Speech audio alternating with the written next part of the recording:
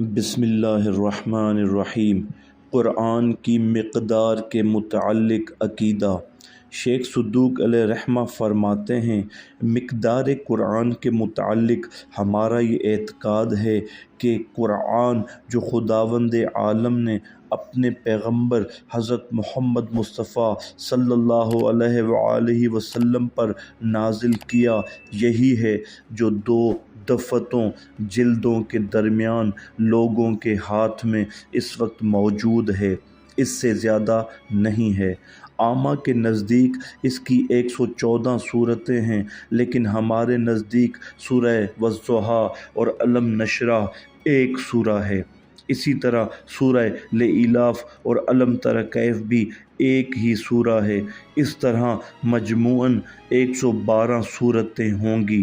جو شخص ہماری طرف یہ امر منسوب کرے کہ ہم موجودہ قرآن سے زائد قرآن کے قائل ہیں تو وہ جھوٹا ہے۔ ہماری وہ روایت جو قرآن کے ایک سورہ پڑھنے اور پورا قرآن ختم کرنے کے ثواب، نماز نافلہ کی ایک رکعت میں 2 سورتیں پڑھنے کے جواز اور نماز فریضہ کی ایک رکعت میں 2 سورتوں کی تلاوت کے ممنوع ہونے کے متعلق وارد ہوئی ہے، اس سے ہمارے نظریے کی تصدیق ہوتی ہے کہ ہم قرآن کی اتنی ہی مقدار کے قائل ہیں جتنی کہ لوگوں کے پاس موجود ہے۔ اسی طرح بعض روایات میں جو وارد ہے کہ ایک رات میں قرآن کو ختم نہ کیا جائے، اور یہ کہ 3 دن سے کم عرصے میں قرآن مجید کا ختم کرنا جائز نہیں ہے، اس سے بھی ہمارے نظریے کی تصدیق ہوتی ہے۔ ہاں، ہم البتہ اس بات کے قائل ہیں کہ قرآن کے علاوہ اس قدر وحی نازل ہوئی ہے کہ اگر اسے بھی قرآن کے ساتھ جمع کر لیا جائے تو اس مجموعہ کی تعداد 17,000 آیات تک پہنچ جائے گی، جیسا کہ حضرت جبرائیل کا پیغمبر اسلام صلی اللہ علیہ وآلہ وسلم سے یہ کہنا کہ خداوند عالم آپ سے فرماتا ہے، اے محمد صلی اللہ علیہ وآلہ وسلم، تم میری مخلوق سے اس طرح لطف و مدارات سے پیش آؤ جس طرح کہ میں ان سے مدارات کرتا ہوں، یا جیسے جبرائیل کے توسط سے فرمایا، تم لوگوں کی عداوت اور ان کے حقد و کینہ سے ڈرتے رہو،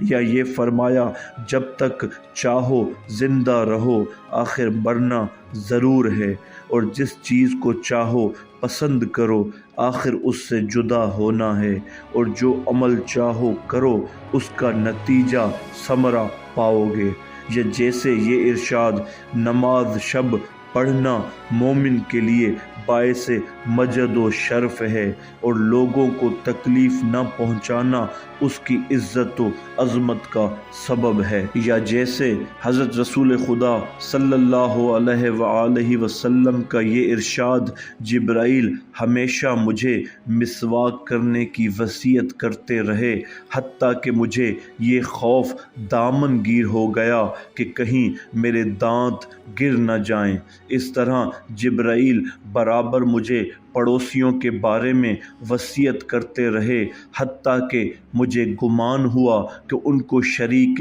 وراثت ہی نہ قرار دے دیں۔ جبرائیل ہمیشہ عورت کے متعلق مجھے اس قدر وصیت کرتے رہے کہ مجھے یہ گمان ہونے لگا کہ عورت کو طلاق نہیں دینی چاہیے۔ اسی طرح ہمیشہ غلام کے متعلق مجھے وصیت کرتے رہے، یہاں تک کہ مجھے خیال ہوا کہ شاید اس کے آزاد ہونے کی مدت مقرر ہو جائے گی، جس کے بعد وہ خود بخود آزاد ہو جائے گا، یا جیسے یہ کہ جب آن حضرت غزوہ خندق سے فارغ ہو چکے تو اس وقت جبرائیل نے آن جناب کی خدمت میں عرض کیا، یا محمد صلی اللہ علیہ وآلہ وسلم، خدائے تبارک و تعالی آپ کو حکم دیتا ہے کہ آپ عصر کی نماز قبیلہ بنی قریظہ میں پڑھیں۔ اسی طرح حضرت صلی اللہ علیہ وآلہ وسلم کا یہ ارشاد ہے، اللہ نے مجھے انسانوں کے ساتھ لطف و مدارات کرنے کا اسی طرح حکم دیا ہے جس طرح فرائض کی ادائیگی کا۔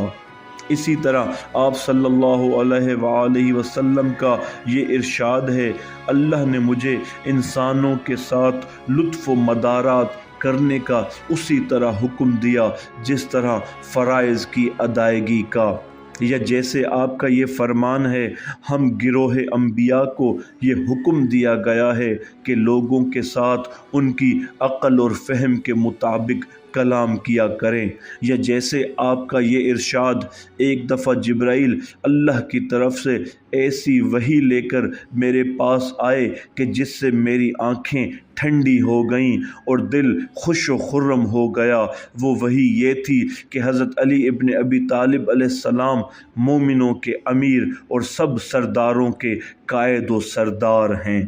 اور جیسے آپ کا یہ فرمان، میرے پاس جبرائیل آئے اور کہا، اے محمد صلی اللہ علیہ وآلہ وسلم، خداوند عالم نے عرش پر جناب فاطمہ سلام اللہ علیہا کی تزویج حضرت علی علیہ السلام سے کر دی ہے اور اس پر اپنے بہترین ملائکہ کو گواہ مقرر کیا ہے، لہٰذا آپ بھی زمین پر ان کا نکاح کر دیں اور امت کے بہترین لوگوں کو گواہ بنائیں۔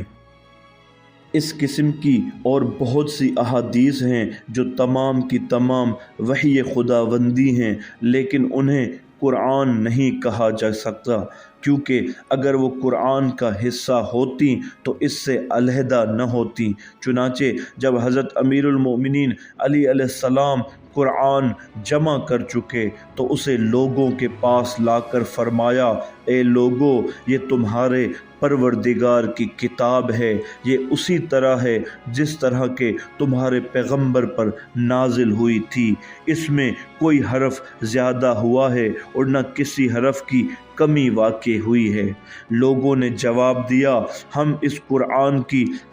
قرآن کی کوئی ضرورت نہیں ہے، ہمارے پاس ایسا ہی قرآن موجود ہے جیسا کہ آپ کے پاس ہے۔ حضرت یہ فرماتے ہوئے واپس تشریف لے گئے، لیکن انہوں نے یہ عہد پس پشت ڈال دیا اور تھوڑی قیمت پر اسے بیچ ڈالا، پس ان کا یہ بیچنا کتنا برا معاملہ ہے۔ حضرت امام جعفر صادق علیہ السلام فرماتے ہیں، قرآن ایک ہے، ایک اللہ کی طرف سے ایک ہی نبی پر نازل ہوا ہے، لیکن راویوں کے اختلاف کی وجہ سے اس میں اختلاف قرأت رونما ہو گیا۔ قرآن حکیم میں جہاں کہیں اس مضمون کی آیات موجود ہیں،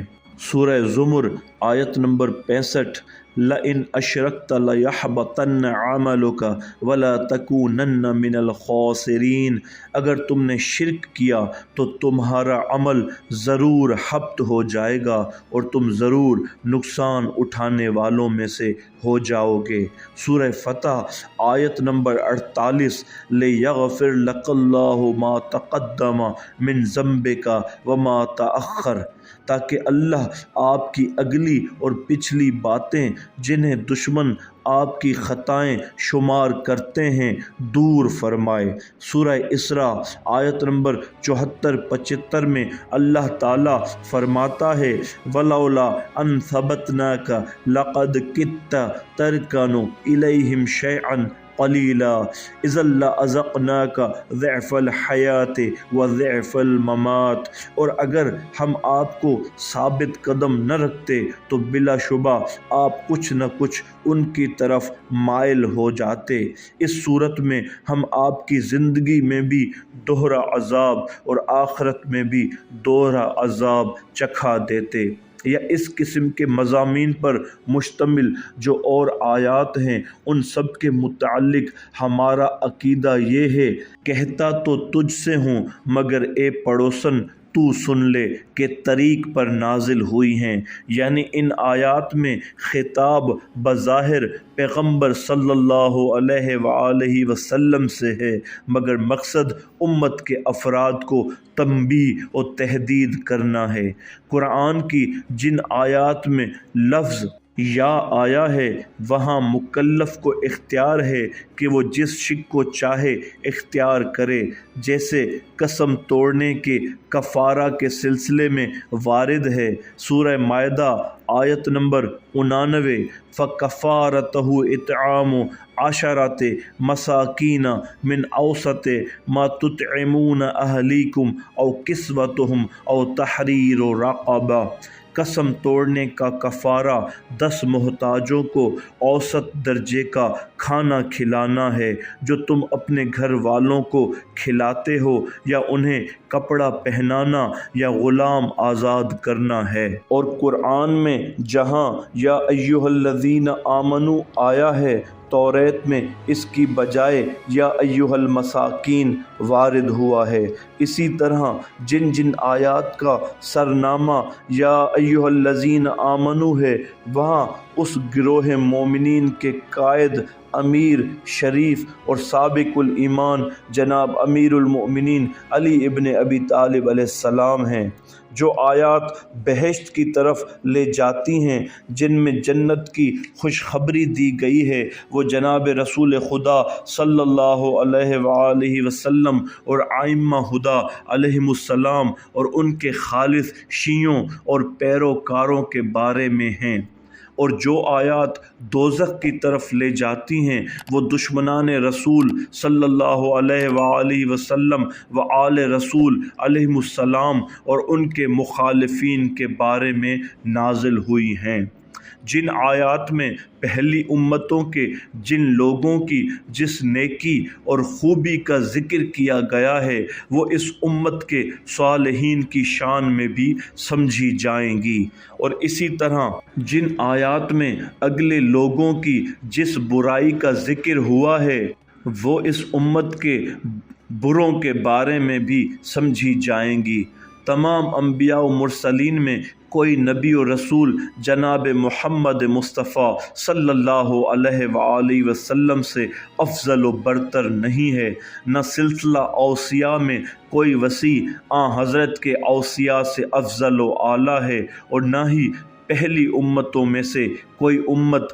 حضرت کی امت سے بہتر ہے۔ اور حضرت کی امت سے مراد حقیقت میں وہی لوگ ہیں جو اہل بیت علیہم السلام رسول کے صحیح پیرو ہیں، نہ دوسرے لوگ۔ اہل بیت علیہم السلام کے دشمنوں سے بڑھ کر کوئی شریر نہیں، اور نہ ہی تمام لوگوں میں ان حضرات کے مخالفین سے بدتر کوئی ہے۔ صدق اللہ العلی العظیم۔